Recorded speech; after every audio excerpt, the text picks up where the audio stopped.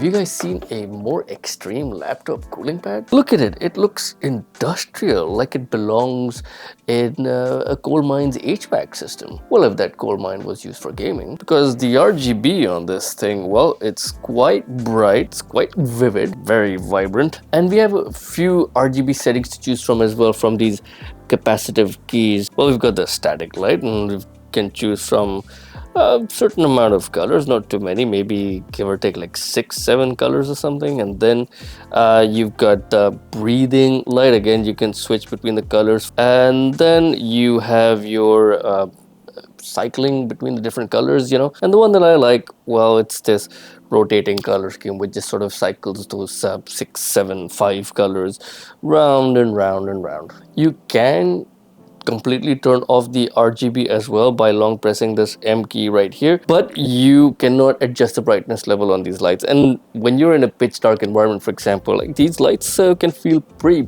bright. It has a sort of start up and shut down animation as well. When I shut it down, like the lights from all around will come and sort of squeeze in the middle, and when you turn it on, like it would start from the middle and they sort of spread out the sides as well. That is actually a good thing, because then it gives you the chance to prepare yourself for this airflow violence that I have here. I'll be honest, over especially the last 4 or 5 years, the overall cooling hardware and CPU GPU efficiencies have made generational leaps. Back in the day, gaming laptops could actually be considered gimmicky, just because the thermals in a tiny laptop body might not be able to keep pace with a dedicated GPU requiring lots of power. Back then, it was common to see laptop cooling pads be paired with any gaming laptop, to be honest. But now, that is much less of an issue. In fact, we as consumers of gaming hardware need even more portability in our lives. We need our laptops to be harder and faster and thinner and lighter, just so much expectation. I mean, handhelds are popular now again, who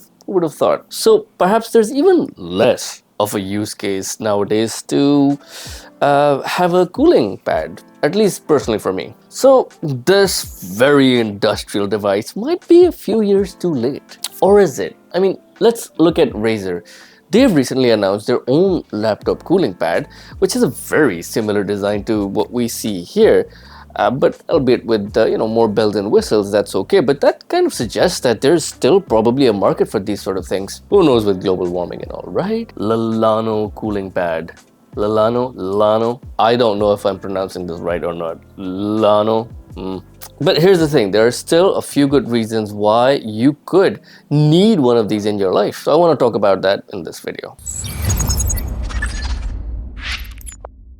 But first, well, I understand it's been a very long time since my last video. If you are into tech and gaming, into gaming laptops, into portable hardware, please do consider subscribing to my channel. And if you find the content in my video to be useful, press that like button. Out of the box, we're getting some very solid packaging. The actual cooling pad itself comes out pretty secure, and a Type A to Type C cable as well, because this thing has 3 extra Type A ports so that you can use this as a USB hub. Though it's still best to use it only for, like wireless peripherals at best, not for data transfer. So this cooling pad's design, it actually seems to be inspired by Alienware's honeycomb pattern. It looks very similar to the X16 that I have. Ironically though, it would be a bad idea for me to use the X16 with this cooling pad, because it is one of the few laptops right now on the market that actually pull in fresh air from the top of the keyboard deck rather than from under it. It is a more efficient design, but a little bit more expensive as well. So this provides a laptop unlimited room to pull in fresh air. Another example of such a design is the Legion 9i or even the Asus ZenBook Pro 16X, both which I reviewed before, and both are pulling air from the top rather than from the bottom. If your laptop is designed to pull air from the bottom, then this gadget is for you. Good news is that most laptops do still continue to pull in air from the bottom, like the Legion 7s and the Asus G series or the M series. For the purposes of this video and for my testing, I will focus on my Legion 7i from a few years ago. I think it's a good candidate for this laptop cooler. It's a little bit older and it still pulls in air from the bottom. It has a high powered about 140-150 watts GPU in there as well, which tends to run hot. So I think this should be good. I mean, this Razer blade that I have here also pulls in air from the bottom, but the Legion is still a better candidate for this because of its higher power pull. As I had hinted earlier on the industrial design of this laptop cooler, it has quite a bit of thickness to it, like almost the length of my finger right here. So as a result of that, I don't personally see myself using the laptop while it's directly placed on top of this. It's just gonna be a little bit uncomfortable, but more like have the laptop plugged into an external display or displays and be resting on top of this cooling pad away from my field of view, you know, like on the side where I can forget about it while I get to the business of consuming every last microwatt of power and performance from the laptop while it's being blasted away by this cooling pad. At its core, it works like any other cooling pad. One large fan in the middle, throwing air at the bottom of your laptop from where it's pulling in fresh air. But the whole design after that is turned up to 11. There are 3 or 4 design features that I feel like I should mention. Number 1, this inner area around the fan is sort of curved and sculpted to only push air to the top, like upwards into the laptop itself. Then you'll see this little sponge ring around the side of the device as well. That is the area on which the laptop feet will rest. But it is more than a cushion for your laptop. And it is designed to give more than just fuzzy feelings to the laptop that you obviously adore, for which you're considering to purchase this llano laptop cooling pad for. This is memory foam. This is designed to act like a gasket between the air chamber of the cooling pad and the external environment, so that all the airflow coming out of this is forced entirely only through the chassis of your laptop, through its bottom vents, and just not let it go in any different direction, just straight through your laptop. All right, that's pretty hardcore stuff, don't you think? When this thing is at full chat, I don't know if the mic is able to pick all of that. That goes up to 2800 RPM. I think the fans built in your own laptop would start to question their own existence. Like, what is going on? But then again, you might start to question your existence too, because at about 2800 RPM, these things are loud, real loud. I don't think I've heard a fan be this loud, and I don't mean just laptop fans, I mean a fan of any kind. No, wait. So the kitchen exhaust, I think this sound resembles, like the exhaust over your cooking range, perhaps. I think that exhaust fan might be louder, albeit slightly. But you don't have to run it at its full capacity. Some other design features to mention is that they've got these little legs that you can fold up from the front of the cooling pad, and that's meant to stop your laptop from sliding down. The reason why that is because it's got these little feet behind the cooling pad as well, so that you can lift the cooling pad itself off the surface that you're resting it on, so that can help with more airflow, because, well, this cooling pad also needs to pull in air from somewhere, right? So it's got this little bottom chamber right here, and it's got its own filter. The box actually comes with with some extra filters as well that you can change. You can simply remove it or change it later, so that you don't get dust being pushed into your laptop as well. So that's really considered design. I like that. So it's all very carefully thought out. This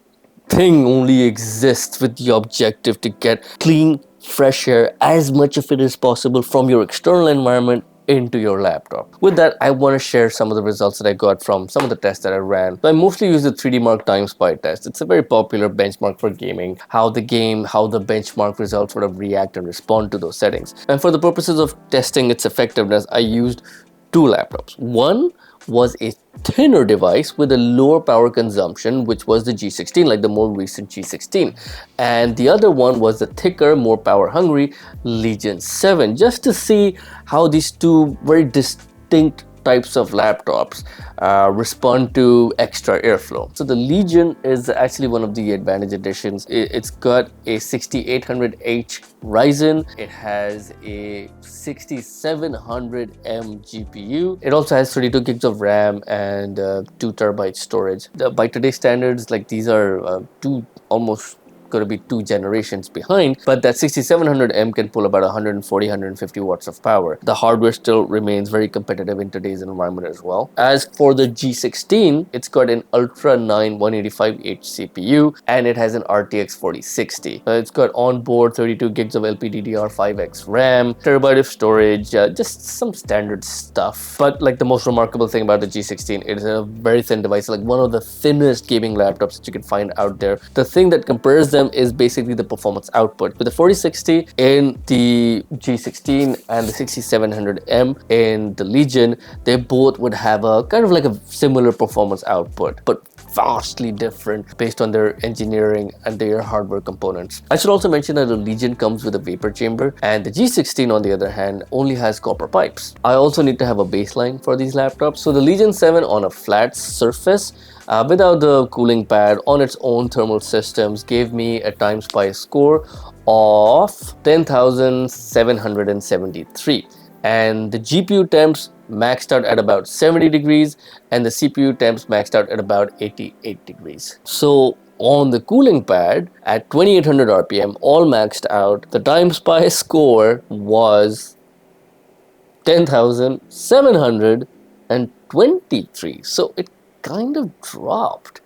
But the GPU and CPU temps, well, they also dropped significantly. Like the GPU temp from 70 degrees dropped to 54 degrees. That's a huge jump. And the CPU temps from 88 degrees fell to about 75 degrees. While the cooling pad is definitely playing a role, the end performance difference was, well, let's just say unnoticeable. So then I also tried the time SPI stress test, right, which basically runs like 20 loops altogether of the time SPI benchmark just to see consistency of frames. On a baseline, again with the Legion 7 on a flat surface, I had a score of 97.8%, and the CPU had a temperature of 89 degrees on average, and the GPU had a temperature of 82 degrees on average across the test. I also slid in another scenario where I raised the Legion 7 slightly from behind, just giving it 1 inch of space to have more breathing room here. In that scenario, the score slightly improved from 97.8% to 98%, and the CPU temperature dropped slightly from 89 to 85, and the GPU temps also dropped slightly from 82 to 79. So how does the cooling pad change the results of this test? So I first ran the test with about 1000 RPM on this, so somewhere in the middle, like a middle setting for the cooling pad. On that, I got a result of 97.3. So again, it dropped slightly, even with the cooling pad blasting all of that violent air inside the chassis. The CPU averaged a temperature of 67 degrees and the GPU 60 degrees. So that's a big difference from 89 on the CPU and 82 on the GPU on the baseline. So the internals are definitely running cooler. I would say that there's no noticeable difference on performance. So what is happening right now? I thought, hey, I should obviously run the other test, and I ran the same test at 2800 RPM at its loud, violent, hardcore mode. On that setting, the result was 97.8%. So the same as it was on its baseline while it was just on a flat surface. The internal temperatures obviously varied quite a bit. It went from 89 degrees on the CPU to a mere 62 degrees on the CPU, and 80 degrees on the GPU on that baseline, on that flat surface, to just 56 degrees on the GPU when this cooling pad is running at its full 2800 RPM. And that's insane. But yeah, like what you're kind of expecting is slightly higher performance. My internals are running cooler, so my clock speeds should improve as well. I should get better stability in my frame rates, but that's just not happening. So those are the results on the Legion, right? Let's quickly shift to the thinner chassis. It's one of the thinnest gaming laptops out there, the G16. You should check out the review as well. The G16 scored at a baseline when it's resting on a flat surface 10,599 points. And it had a max CPU temp of 93 degrees and a GPU temp of 82 degrees during that test. Now, on the cooling pad at 2800 RPM, full blast, that score changed to 10,837. So it actually improved by not much, but still it improved in comparison to the Legion at least. The G16 is a light device. It was difficult to actually situate it on this cooling pad. It kept sort of sliding around a little bit. I had to make sure like the rear vents are not covered by this foam covering, because then that's going to be disastrous as well, because that rear vent actually needs to stick out a little bit. And even the CPU temps dropped from 93 degrees to 85 degrees, and on the GPU it dropped from 82 degrees to 71 degrees. And if we consider even the stress test using the same time SPI benchmark, my score on the baseline was 99.1%. That's a very good score. It's able to keep consistent frame frame rates throughout the 20 loops that it's supposed to do. And during that test, the GPU averaged about 85 degrees Celsius and the CPU averaged about 77 degrees Celsius. And when I ran the same stress test while the G16 was on the cooling pad, that score improved slightly to 99.4% from 99.1. So again, like no big difference, but still it just shows that you could get more consistent frames with your components chilled to about 64 degrees Celsius on your CPU and 72 degrees on your GPU. So in comparison to the Legion, the G16 is showing very different results, very positive results, and maybe it has to do with the copper pipes on the G16 versus the vapor chamber on the Legion, maybe the generational difference, maybe the Legion has a robust thermal system in it already and pushing in more air through it, messing up with the way the thermal system actually responds to its environment because it's an unfamiliar environment to deal with such low temperatures. I don't know, because in essence I don't think these laptops have been designed or engineered to obviously work in such windy scenarios. So very interesting results when I take the G16 and the Legion side by side.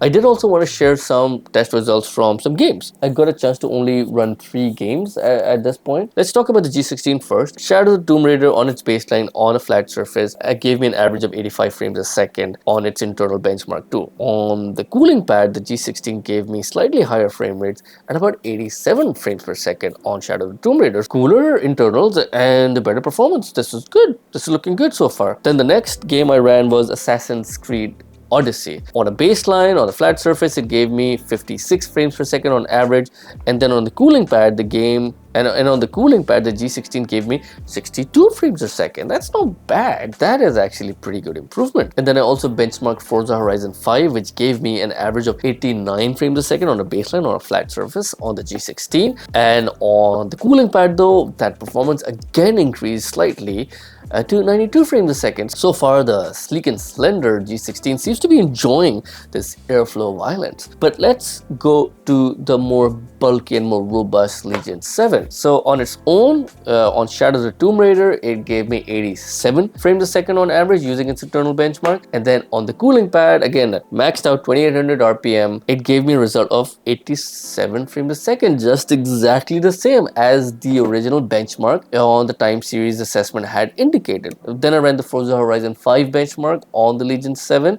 and it gave me a result of 102 frames a second on average when it was on a flat surface on its own. And then when I placed it on the cooling pad, again maxed out violence, 2800 RPM, lots of noise, chaos everywhere. It dropped the performance, the average FPS results to 100 from 102 frames a second. Again, like it's negligible, but I'm not getting any benefit of using a cooling pad with that laptop. The thinner G16 is actually benefiting more from the cooling pad in comparison to the thicker, more power hungry Legion 7. But when you think about it, it's actually not that crazy because a thinner chassis means that the thermal solution obviously cannot be as robust as it can be in the Legion 7. So I also thought to do a more real world test. I played a game of Call of Duty Modern Warfare multiplayer for about 10 minutes on the G16, and I had 2 scenarios for the G16. Number 1, it was resting on a surface that had holes under it, so that sort of simulated an environment in which the laptop was slightly raised and not on its surface. And then the number 2 was obviously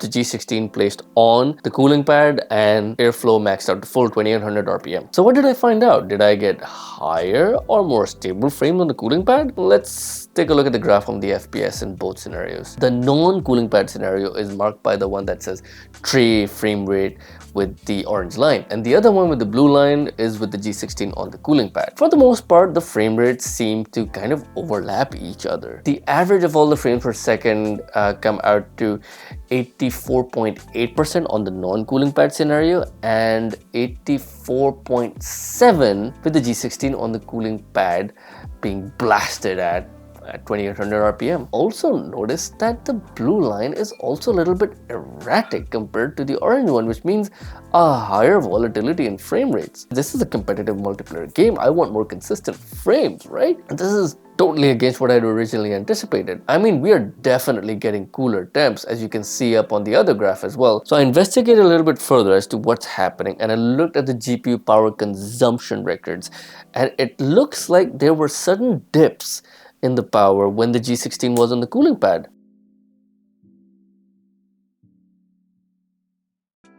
So this has become suddenly very twisted. How do I conclude whether the cooling pad is a good positive presence in any gamer's life or not. Perhaps you can say one thing, like cooler hardware temperatures on your CPU, your GPU, your general motherboard, all of your sensors running cool means that you can perhaps improve the longevity of your laptop. That can perhaps also mean that you won't have to do that thermal repasting on your CPU or GPU all that soon. So perhaps that's something that could appeal to gamers. They want to keep their laptops running for as long as possible. There is also research that suggests that these components are built to actually run warm, and just because of the way all of the programming is done, like every little sensor in your device is meant to deal with heat and it's meant to adjust your performance accordingly. But unnatural situations in which your temperature drops too much might also push your laptop to do things like drop the power on the GPU as well, because it might think that it can boost up higher clock speed at a lower power. You're pushing your device in unfamiliar circumstances that it doesn't know how to deal with, right? I should also admit that there are gamers all across the world and they're living in geographies that have much higher ambient temperatures, much higher climates, and in those scenarios where your laptop is constantly hitting its thermal headroom mark, where it's constantly thermal throttling just because the ambient temperature, for example, is close to say 30 degrees Celsius or even more, 35 degrees Celsius. Here in the test conditions that I ran all of these laptops and it was close to 22 degrees, 23 degrees. Like, your laptop can be very sensitive to your ambient temperatures. So in those scenarios, this cooling pad can actually be a huge blessing, where this could mean the difference between you thermal throttling and you just playing your games as you naturally would. So that's it from my side. Hope you found the content in my video to be useful. Again, let me know by pressing that like button or dropping in a comment. Well, see you guys in the next one. Thank you.